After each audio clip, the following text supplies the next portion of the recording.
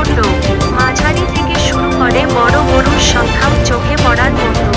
কিন্তু আশ্চর্যের বিষয়, গরুর দাম পূর্বের তুলনায় অনেক কম হলেও হাটে ক্রেতার সংখ্যা খুবই নগণ্য।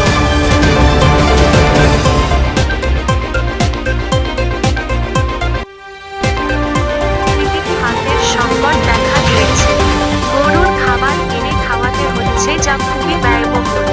অপরদিকে অনেকেই অর্থ সংকটে পড়ে বাধ্য হয়ে গরু বিক্রি করছেন, ফলে গরুর দাম কমাতে হচ্ছে। অন্যদিকে ক্রেতারাও অসহায়, অনেকেই হাটে আসেও শেষ পর্যন্ত কেনা সম্ভব হচ্ছে না। বেশিরভাগেরই মুখে এক কথা, হাতে নগদ অর্থ নেই।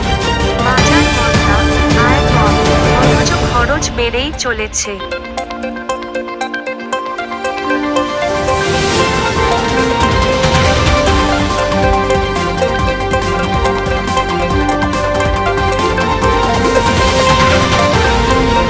গরু ব্যবসায়ী রবিউল শেখ বলেন, একটা মাঝারি গরু আনছি। আগের হাটে এমন গরুতে 90,000 হইত, এখন 70,000-এও কেউ নিতে চায় না। আর নিচে নামলে আমাদেরই লোকসান। তবু বিক্রি করতেই হবে, ঘরে খাবার খরচ তুলতে নেই।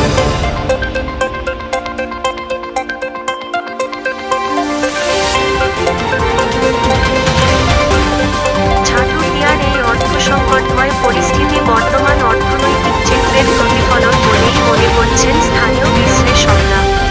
তারা বলছেন, সরকারিভাবে কৃষি ও পশু খাতে সহায়তা না বাড়ালে এমন দুর্দশা আরও বাড়তে পারে। এক সময়ের জমজমাট এই হাট আজ খামারিদের দুশ্চিন্তা আর ক্রেতাদের হতাশার প্রতিচ্ছবি হয়ে দাঁড়িয়েছে। সংকটময় পরিস্থিতি বর্তমান অর্থনৈতিক চিত্রের প্রতিফলন বলেই মনে করছেন স্থানীয় বিশ্লেষকরা। তারা বলছেন, সরকারিভাবে কৃষি ও পশু খাতে সহায়তা না বাড়ালে এমন দুর্দশা আরও বাড়তে পারে। এক সময়ের জমজমাট এই হাট আজ খামারিদের দুশ্চিন্তা আর ক্রেতাদের হতাশার প্রতিচ্ছবি হয়ে দাঁড়িয়েছে।